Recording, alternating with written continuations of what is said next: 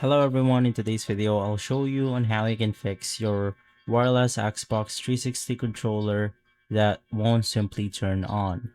So the first thing that you want to do is to actually press the power button on the Xbox controller itself. Basically in this way it will reset the Xbox controller by draining out the power from the circuit board, and from there you could just see or turn it back on, making sure that it's not grounded or the circuit board is not destroyed. From there you want to go ahead and charge your controller, making sure that it has battery. But if your controller is something similar to this one, you could just go ahead and change it to see if that works.